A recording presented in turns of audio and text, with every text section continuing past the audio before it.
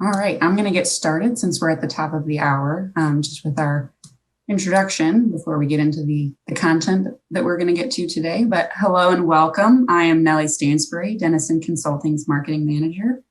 I'm thrilled to welcome you to the latest session in our monthly webinar series. Today, I'm joined by Dr. Daniel Denison, Chairman and Founding Partner of Denison Consulting, for a session recapping some of the key themes and highlights from our May Global Forum and looking ahead at the future of work. As we give folks another moment or so to filter in, please test out the functionality of the Q&A and chat features below and share where in the world you're joining us from today. Before we move on, I'd like to encourage everyone to utilize these features throughout today's session. I'll be monitoring throughout the discussion to answer any quick questions, but we've also dedicated some time for Q&A at the end, so I'll be looking for your questions for us to discuss at the end of the session. Before we jump in, I'd like to briefly overview the Denison Consulting firm and what we do, introduce Dan and myself in a little more detail, and highlight some of the themes we'll be discussing today. While many of you are likely familiar with Denison, I'd like to overview the firm. Denison Consulting is a firm focused on large-scale culture transformation and leadership development, headquartered in Ann Arbor, Michigan, with a European office based outside of Zurich, Switzerland. Our global reach has allowed us to do work in over 50 countries and to develop diverse research and diagnostics. Next, I'd like to touch on the Denison Consulting mission. Our mission is to improve organizational performance by developing corporate culture and leadership. Our global team of experts uses our set of diagnostic assessments, which are rooted in research, to provide transformation services to our clients. Now, I'd like to introduce Dan and myself in a bit more detail. Dr. Daniel Denison is Denison Consulting's chairman and founding partner. Over the past 25 years, Dan has advanced the field of organizational development and is one of its leading scholars, practitioners, and teachers.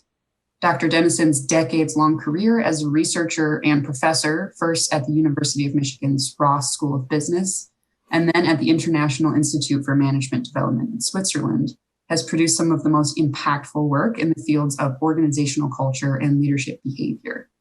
Today, he plays an active role in our firm and driving our research and our consulting into the future. With the unfortunate job to follow up Dan, pleased to answer Denison Consulting's marketing manager. I joined Denison last year after working in the nonprofit sector and as a marketing consultant for several mission-driven organizations. As a member of Denison's business development team, I work closely with every department at Denison to create and promote content that furthers the Denison brand and supports our clients and partners. I want to now quickly walk you through the topics we'll be discussing today. So as I mentioned, we're going to overview the themes and highlights from our May Global Forum. Dan and I will both do some of those, and then we'll turn things over to talking about the future of work and creating, inventing, building hybrid organizations. We'll open things up for Q&A, and then we'll briefly touch on our upcoming events, webinars, certification workshops. As I mentioned, we're going to overview the forum. So first, for those of you who weren't able to join us, which we wish you could have, it was a wonderful event. We were really proud to host our first entirely virtual forum. The 3-day event featured over 15 executive speakers from super diverse industries all over the world. And our speakers discussed some topics including developing hybrid work models, culture as a pillar of M&A strategy, culture transformation stories, diversity, equity, and inclusion, connecting leadership and culture, and the future of work.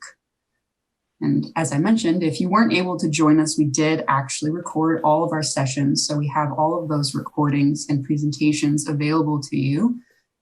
We'll send out this link for everyone to have access to as well. And as follow-up to this event, we're also going to send a highlight clip that we've put together, a compilation of all of our speakers, highlighting some of our favorite moments from the forum. So keep an eye out for that as well. So as I mentioned earlier, we want to spend some time talking about the key themes that we saw our speakers discuss during the forum, the first being stories of culture transformation. Here you're seeing 3 quotes from 3 of our forum speakers on the topic of culture, transformation, and what that meant for their organizations. First, we have Stephanie D'Oliveira, VP of Human Resources at Sheets. Her session explored the values that create the culture foundation at Sheets, how the organization responded to the pandemic, and the company's guiding principles that arose out of the Sheets culture. I love this quote because it really encapsulates what made the Sheets culture so strong, which Stephanie really emphasized throughout her session, which was the investment into their people. Next, we have a quote from Dr. Mohammed Al-Kapti, Group Culture Head at STC. His session overviewed the 2 culture change initiatives that STC has launched throughout their transformation journey, which began in 1998 and continues to this day.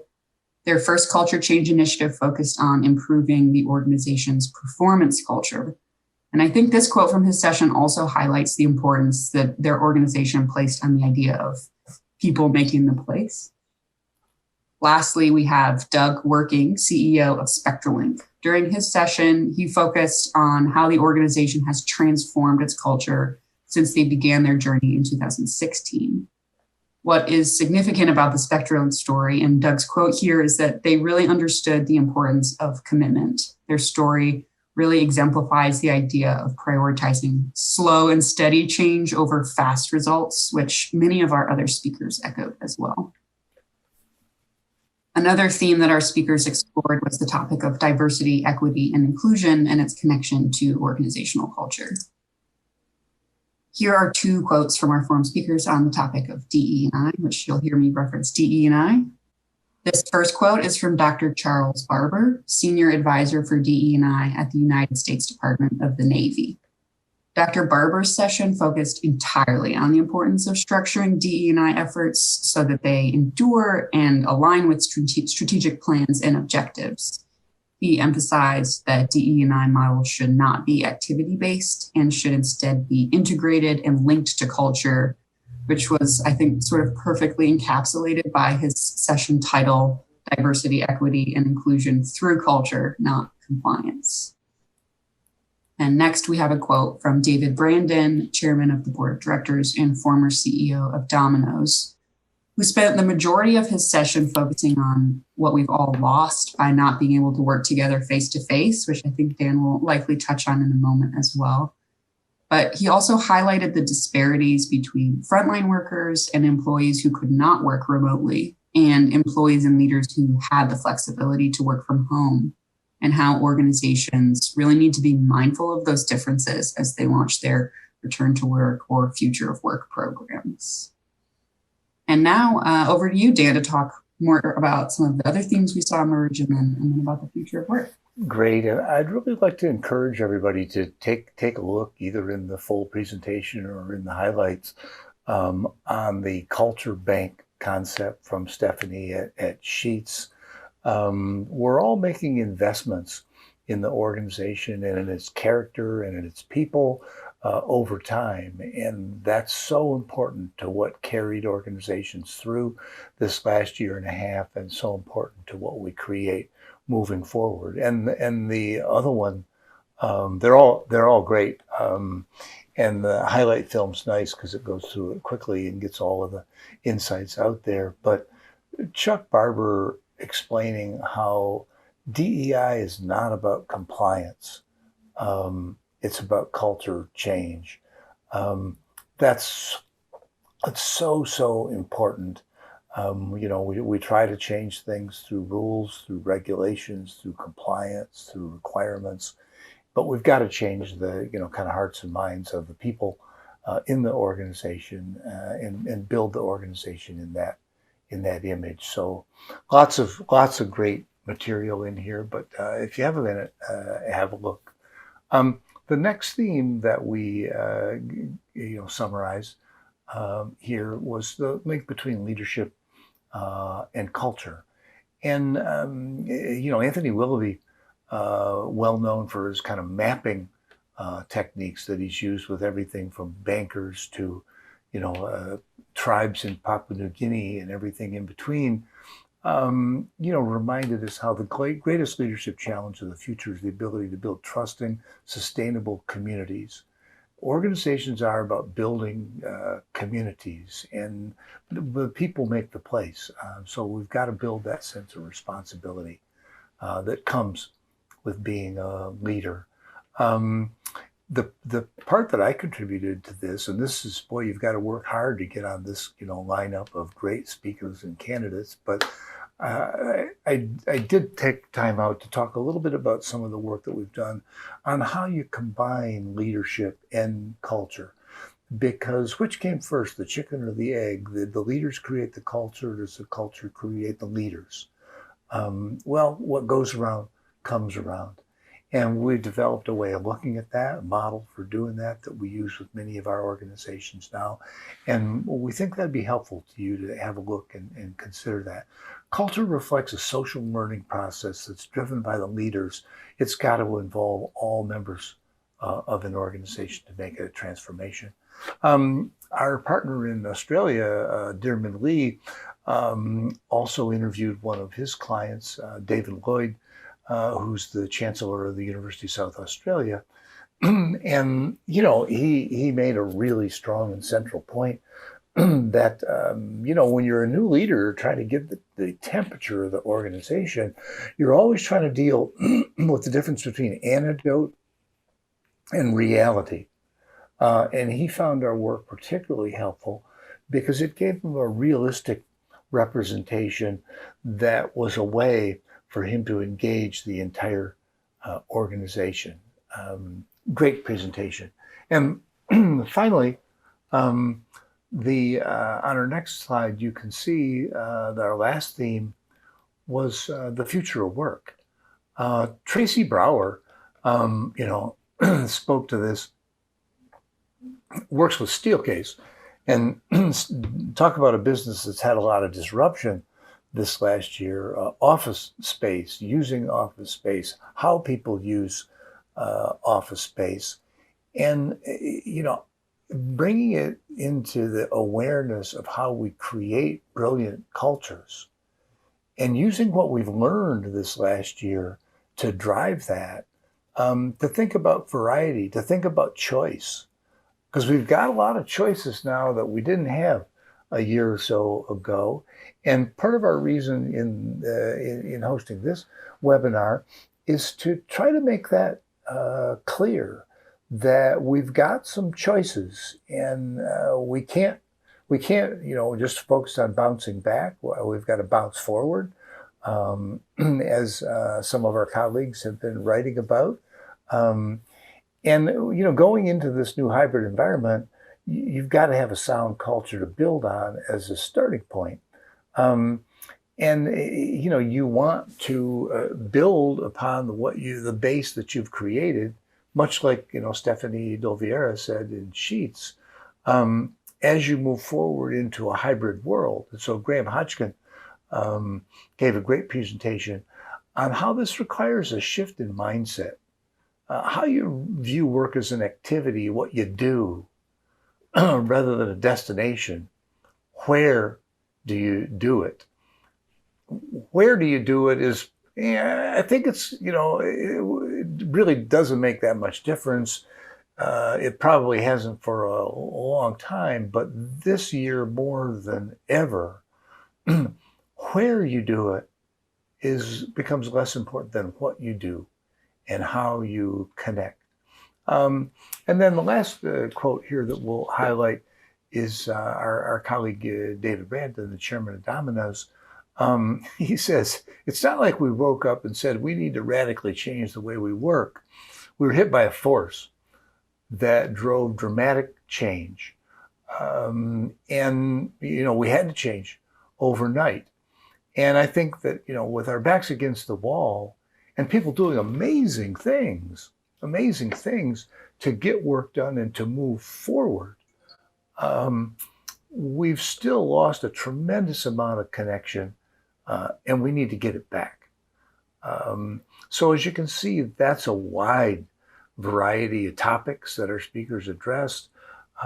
It's a wide variety of perspectives within each of the four themes. But what we'd like to do today is to concentrate our attention on the future of work and what we're seeing in the marketplace with our clients, the challenges, the breakthroughs, the achievements, and focus our discussion on that for today. And again, we'll send around the highlight film, about a half-hour version, and then a shorter version that we'll send out to you. And those things will all be on our website. And if they're helpful to you, please let us know. They give a lot of great examples on a really, really wide range of topics. But I'd like to shift our attention now to the future of work. As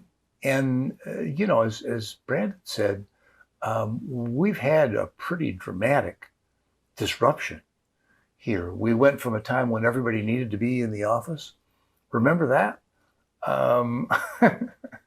Spent most of our time trying to work around the schedules of who was actually going to be in the office when, because people still moved around a lot. But then, bang, overnight, well, everyone needs to be at home. Now we're moving back to an era when we have a choice. We have choices about what we do in this setting that we haven't had before. And we see organizations really kind of going through quite a struggle here as they figure out what to do with this. There's a lot of things going on. Different populations of employees have really different needs. Some of the most interesting presentations in our forum were from organizations like Sheetz, like Domino's, that need to have lots of people on the front line. They're in the retail business. Sheetz has 95% of their people are in stores. Domino's has about similar numbers. And yes, all the ones that are at the corporate headquarters are, by law, not permitted to be in the office for a period of time. That's all changing now. But people that are making pizzas and delivering them, they haven't had that choice. So that the equity across different populations within your organization is a really, really important thing. Coming back to work's also really costly. Every executive has noted the tremendous amount of savings. Travel's probably the most visible thing, but some real estate costs have gone down. Some people have moved pretty aggressively to change that. Steelcase is selling much more home office furniture and much more new design than they are kind of existing things that they have had. But the costs of coming back to work are also an important consideration. And you find organizations trying to create both the policy that'll drive people back to work and then manage the costs associated with doing that. And it's a labor market factor too. About 40 or 50% of people in many different studies today report that they're on the job market. Okay, they're looking for the next role. How much of an advantage is it in each person's mind to have a remote job, to have a job that allows choice? Because that's what we found over and over again in the studies that we've done on telework and on remote working, is that having the choice makes a big difference to people. And so we want to enable choice wherever we can. Will companies pay more for people that work on site? Will they pay less for people that work remotely? How will we develop the kind of hybrid organizations that maximize this set of conditions that we're faced with these days? Pretty challenging, we got no warning when we had to adjust to working at home as the pandemic started. And really, we've been surprised presently by how well it's worked in so many organizations. We've presented as a part of the forum an update on how we've tracked culture scores in our client organizations over this past year, in a lot of cases, they've gone up. Many organizations have made substantial improvement even during this time. We got no preparation.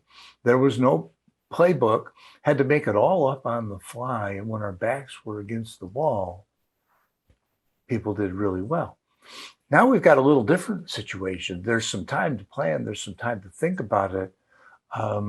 But I think that you still find so many organizations really haven't come to the central question that I want to focus everybody's attention on. That's on our next slide here. That is, actually, the next one was supposed to be that pendulum. I'm sorry. Before we go to the discussion points on the most important point, sorry to build that up, but then let the air out of the balloon. I won't do it again. It wasn't intentional. I think the key issue is what's the value? What's the value of people working face to face? And we want to do a poll here to check where each of you are in your organization and how, or the organizations that you work with most closely. And then I want to go into some of the thoughts, things that we've heard from clients in the marketplace about what is the most important value about working face to face. Because really understanding that and building an organization that's designed to enable that and also enable all the great things that we learned through the year about working remotely, that's what we think that the organizations that are going to thrive are going to be doing in this next year. But first, let's before I move on, let's get a little bit of background here. I know we've got a couple of poll questions. And first, how many of your people are working remotely, both now and what you anticipate by the end of the year? Okay, so Nellie's pulled up the poll question. So just click on the choice that you think is most appropriate, both for how many of your people are working remotely now, and then how many you think will be working remotely by the end of the year.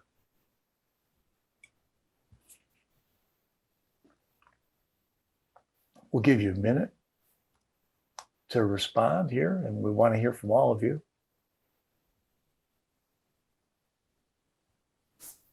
So take a minute and click on this, and then we'll have a look at the results.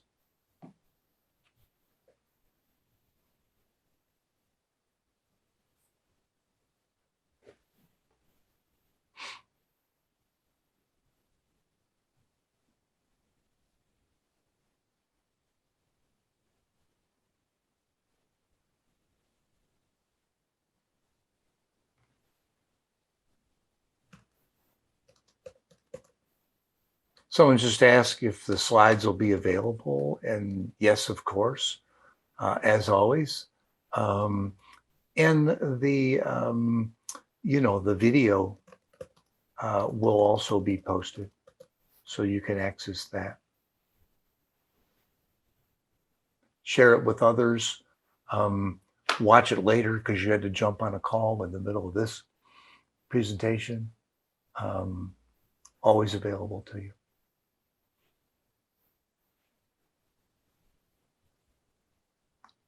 Okay. Wow. So everyone is working remote. Most are working remote.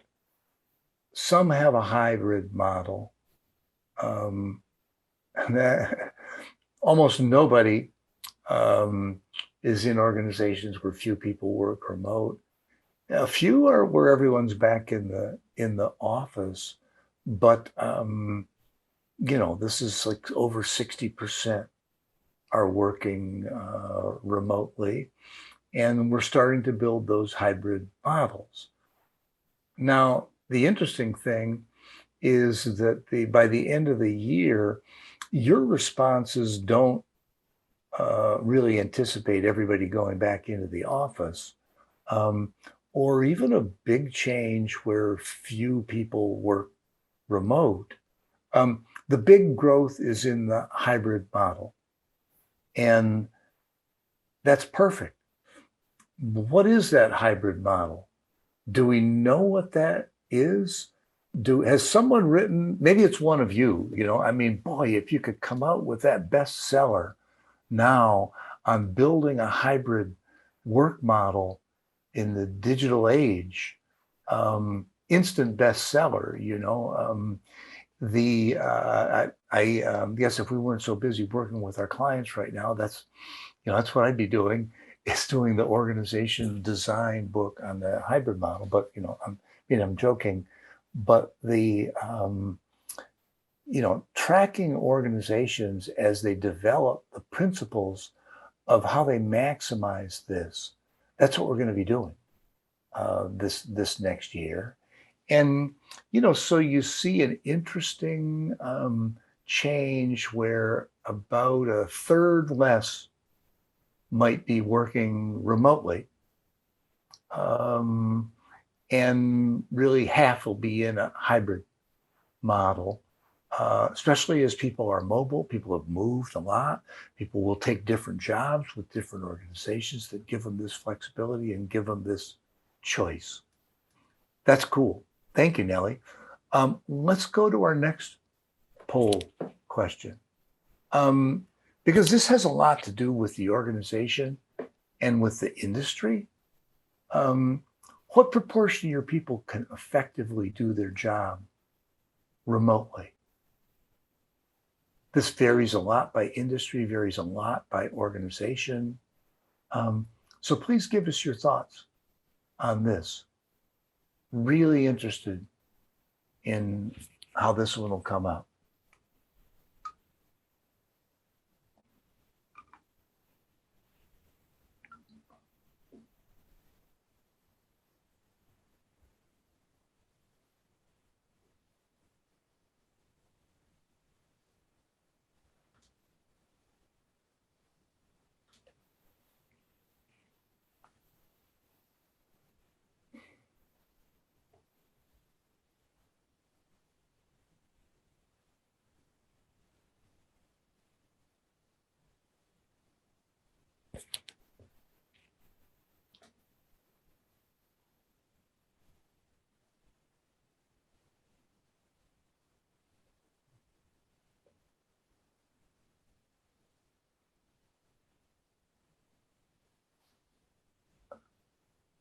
Wow.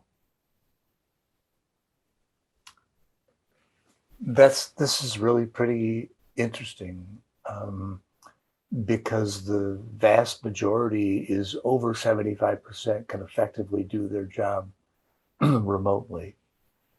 And this is also cross industry. I cited two examples of Sheets and Domino's that are retail, and that they'd have to say that less than 25%, and this is cross industry. There are certainly other firms, interesting, chatter in the press these days on tech companies like Google, Facebook, Twitter, Apple, and very interesting, both Google and Apple, two of our leading tech companies, have both done, they've said, you need to come back. And they've said, 3-day a week. Tim Cook even said it's Monday, Tuesday, and Thursday.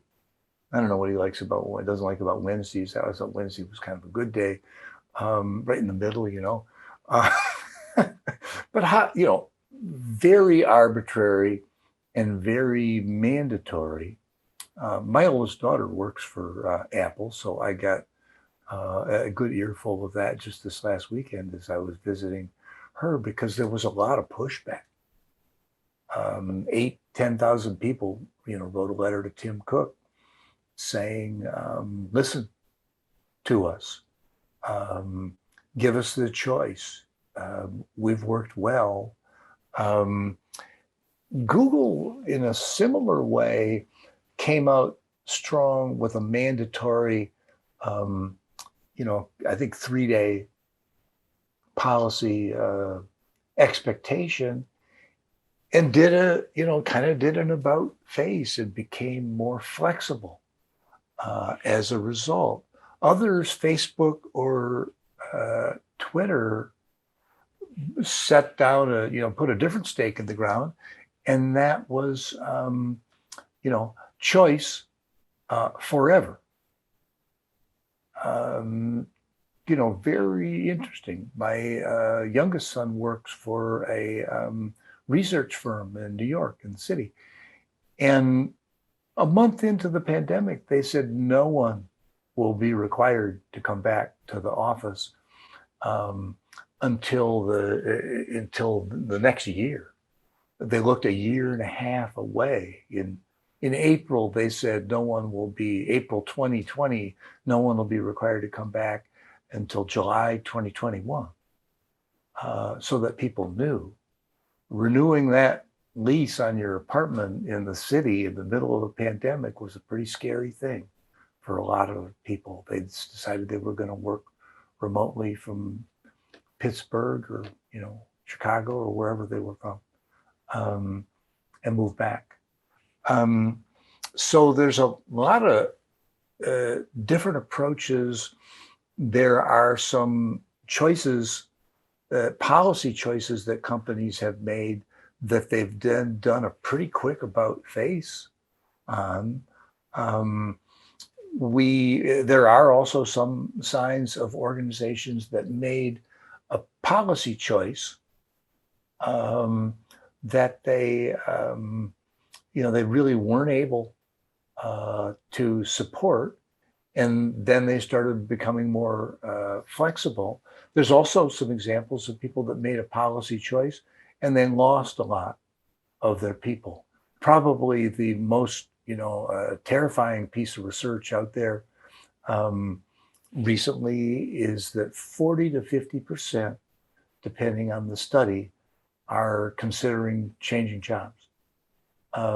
So we've got to all be building models that allow people to have choice and connect, but also doesn't forget about the tremendous power of a human connection. While virtual work and maybe even virtual friendships have dramatically increased during the pandemic, there probably are some virtual families and some virtual marriages, but the human connection is so central, so important to our purpose. The way that organizations think about that, I think, is really critical to this next step in our history. Let's take a look at one more poll question here.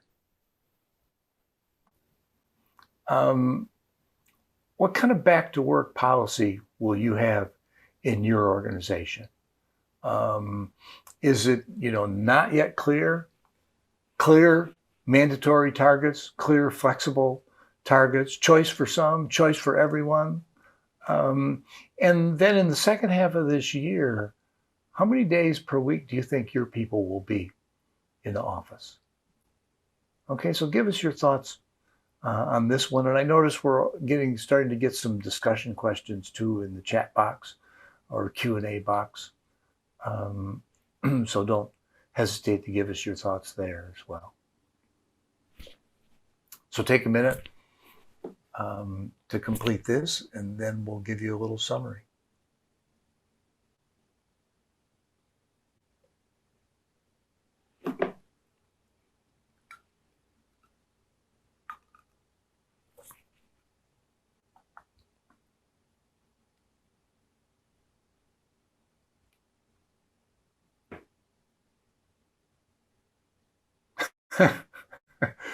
um, Rodrigo del Campo, one of our colleagues in Santiago, said there should be a zero alternative on question number 2, and he's right.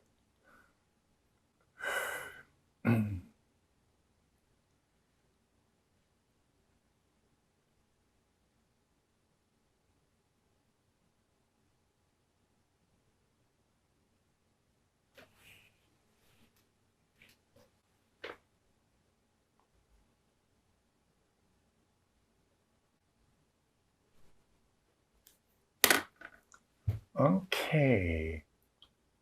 Yeah.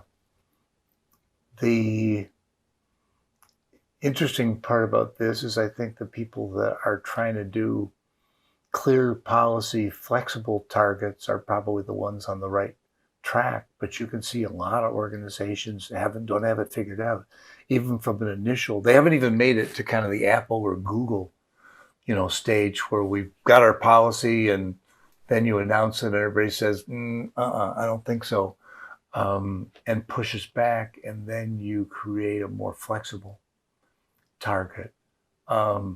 Choice over half. And again, the extensive research that we've done over the past 5 years on telework just underscores the importance of choice. Someone that's in the office by choice, is in the workplace by choice, is typically a happier camper than someone who's, where they are without that choice. And so the, choice for everyone, that's over a quarter. And I think that we've got to recognize this. And we've also got to connect to the past. I mean,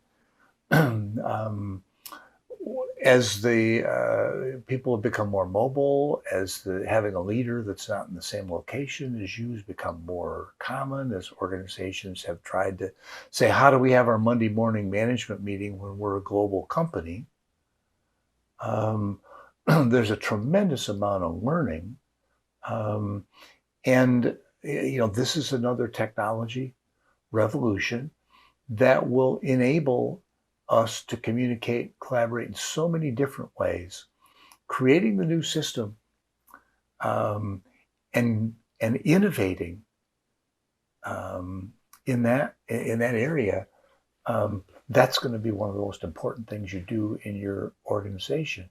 And personally, in the interaction that we have with our clients, I think a lot of companies are just scratching the surface on how they're doing that, and they'll learn on the fly, and we'll learn out of necessity, and we'll learn fast.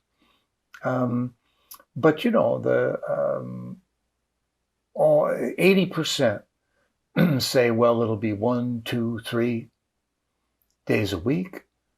And so I think that you're going to build hybrid models around days, team days, on-site days, where we're looking at key points of coordination and saying, let's plan that everybody will be there on a Wednesday, or Wednesday afternoon is the time.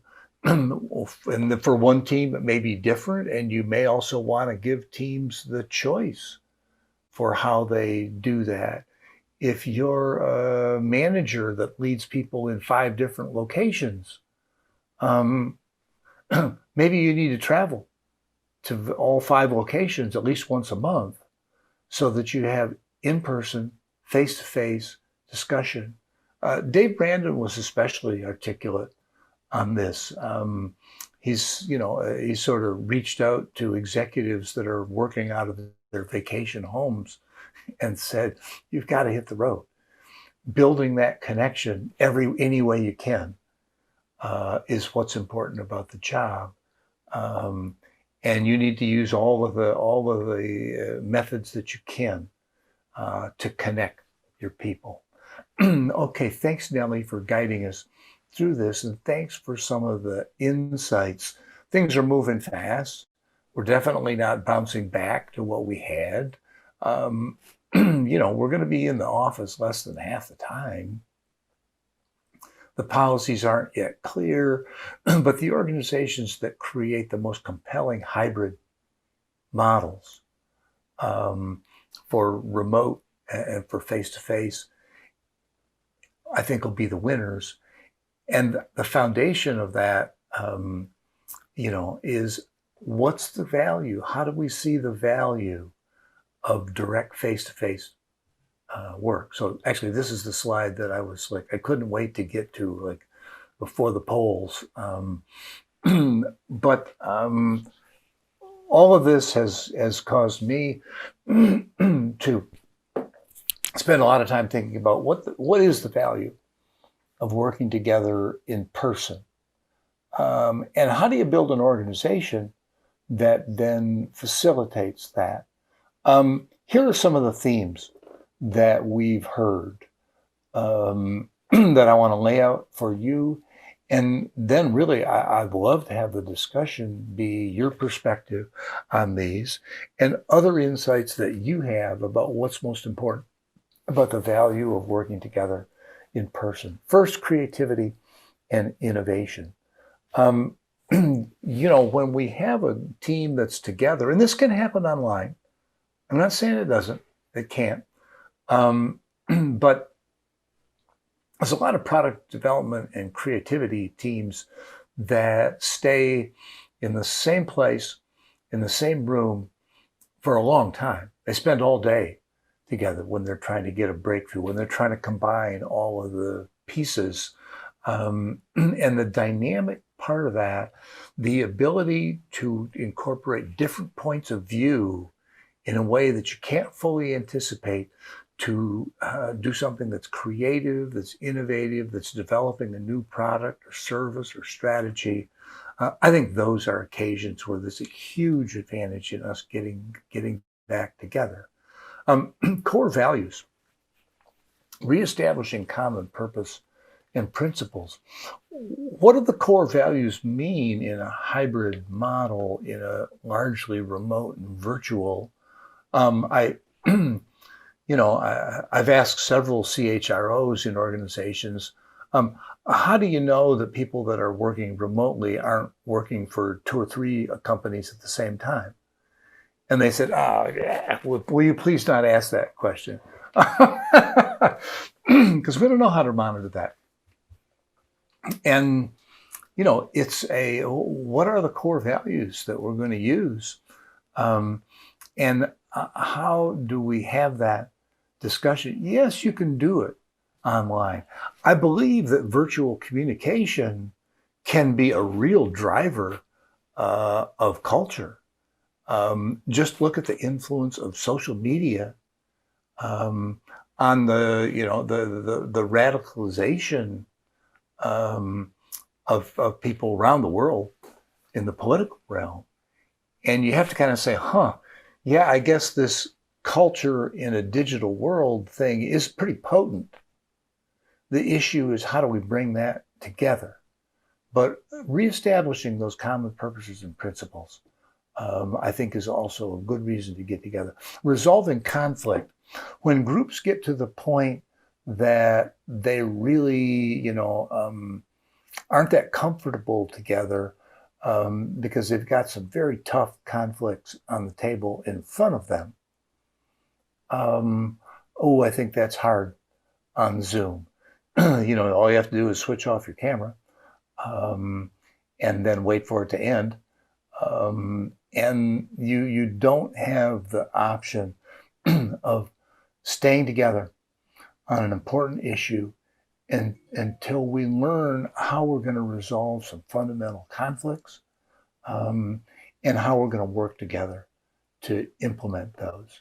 That's a deeply human activity. It's as old as human families, tribes, and villages. And face-to-face interaction for that is extremely important, because you have to keep the bond. You have to maintain the bond while you manage the conflict. Interdependence. Where's coordination required? Are there things that are falling through the cracks that you haven't really come to grips with? And, how aware are we of what we've missed in a year of working virtually? Identifying areas where coordination has slipped or where all of the changes in the business world have created new opportunities if we can only get our act together to organize around those. What have we learned? Ironically, I think that what we've learned working remotely might be better understood if we got together and talked about it. And capitalizing on those and understanding how do we build a hybrid model. A theme in a number of our organizations is also what we've taken to calling onboarding 2.0. I've joked several times before, so I'll do it again today.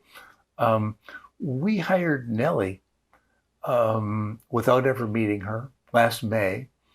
And I finally got to meet Nellie in person last month. It was fun. It was good, but there are, and now in our own little organization, we have several new people that no one's ever met, and we've done a number of projects where we've clearly shown that people that have been with the organization less than a year are significantly less engaged than those who have been there longer. I wonder what that's about. We have to reach out to build that connection. There's a lot of things we can do to build connections virtually, remotely. Mark Sokol, friend and colleague, some of you may know, I was talking with him in May last year. And he said, yeah, don't forget, with social distancing comes distance socializing. I said, oh, that's a nice turn of phrase, and made me recognize that it's as easy to connect with someone who's halfway around the world as it is someone who's cross town. We want to take advantage of that, but we also want to capitalize on the things that we've learned as we build a hybrid model. When we're planning, we're developing strategy, we're getting aligned around a strategy, bursting out of our silos to plan at the enterprise level for this next dynamic stage in the evolution of our organization. Those are absolutely things that you need to devote the time and plan the time that we're going to spend face-to-face to do this. And finally, the trust, the bond of trust. You can trust people online, but there's some limits to that. And being explicit about building that live and in person, I think is a tremendous opportunity for all of us. So these are some of the thoughts that we've heard from the organizations we work with, and that we've seen that we think are important to consider, because the foundation of a hybrid model has to be built on this principle of what's the biggest value of working together in person. So let me stop there. We've got a little over 10 minutes here for some discussion. But first, I guess we can go to the see if there are any questions that are in the chat. Yeah, I have one that sort of ties directly into what you were just talking about, on that idea of trust. Our participant said, interesting, your earlier point that you've seen cultures getting stronger during the pandemic. Yep. Many executives are saying they're worried about the effect of hybrid working on their cultures. Is that just a red herring because they still don't trust their people? Well, I'm sure in some cases it is, and certainly have worked with more than one executive that, you kind of say, yeah, this is the guy that really liked to walk down the hallway so that he could see everyone was in there, working on their laptop, and that made him or her feel good, sense of control.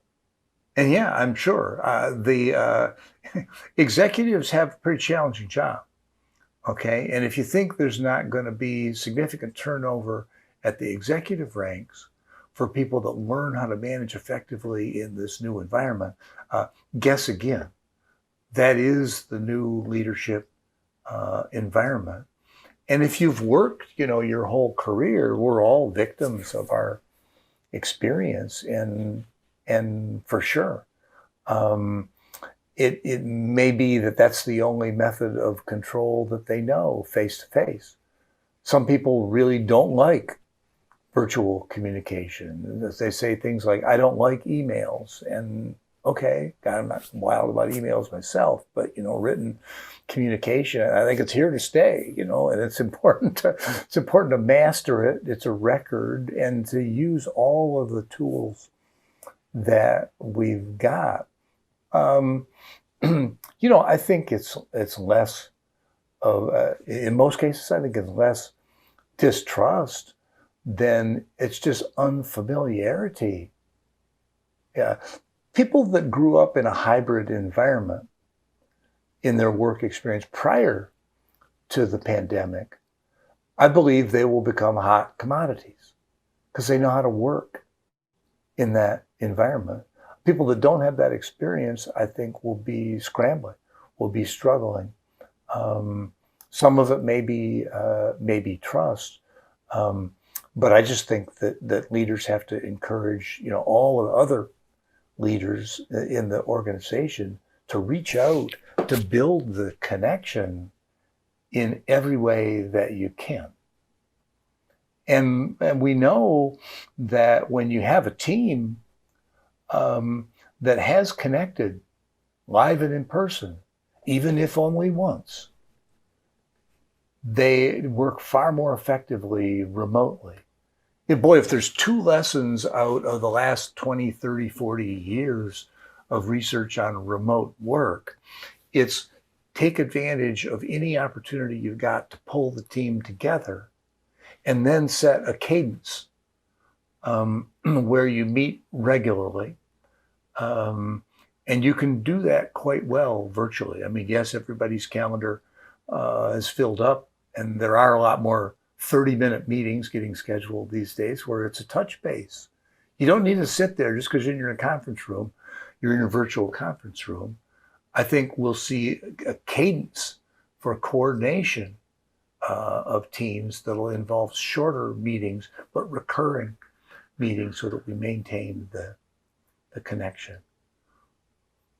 One of our panelists, Graham Hodgkin, now I should have made more of a plug for Graham's presentation at the forum. And he makes the point in the chat. We have to protect trust, or culture will get diluted. There's some ways maybe that we can amplify it with those remote connections, but that's the core, the connection. What other questions do you see from the group, Nellie, that you think we should spend a minute with?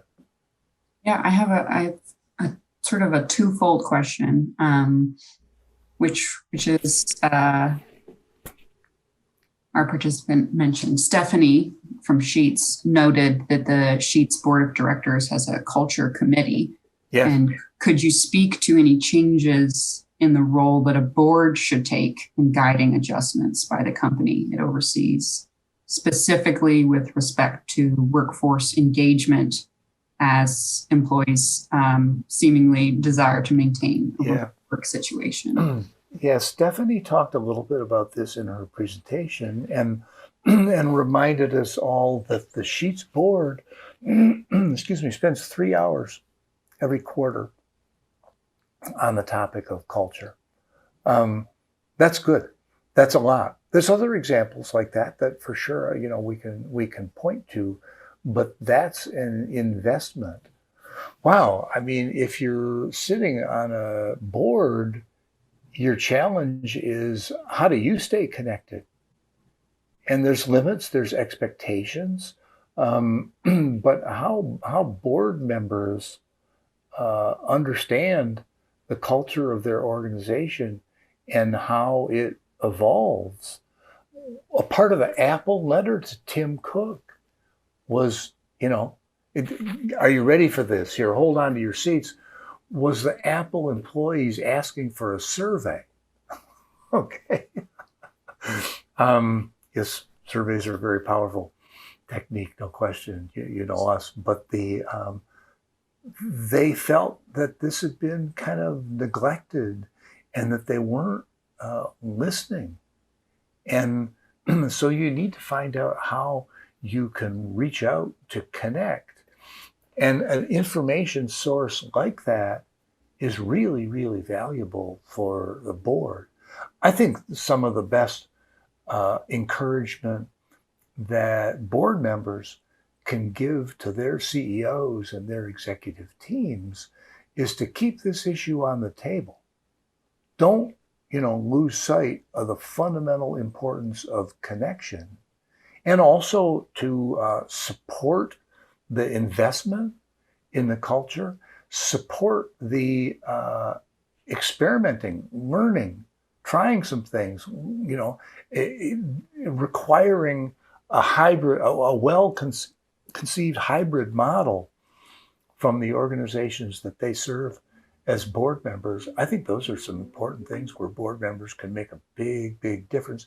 And also, if you're not already familiar with that issue, how do you create a culture in a hybrid environment? That there's some studying, there's some homework to do, and that's evolving rapidly. And that's one of the areas where we're going to try to make a big contribution this next year. Maybe one more question? Yeah, we have another forum panelist who's with us now, and it's Anthony Willoughby, asked if it was possible to talk about our survey, our survey to measure trust in organizations and how that's used. Sure. We have a module set of measures on trust that we use with many different organizations, and it's kind of rooted in the model of trust that's is both the kind of emotional connection, but also the predictability, the reliability, the personal integrity, and that's easy to get off of our website, and we'd be glad to send you those questions. The thing I'll say about that is that's one of the most powerful set of measures that you can create in an organization, that you can show people in an organization. When people start to understand areas where they're not trusted as leaders, as an organization, because it also asks about, is the organization trustworthy? Those are areas of deep concern across the board. We always, coach our consultants and our consulting partners that if you're including trust measures, be ready for that, because that's going to be a powerful this part of the discussion, hard-hitting part of the discussion that also, building trust, as it's been said, takes years. You can lose it overnight.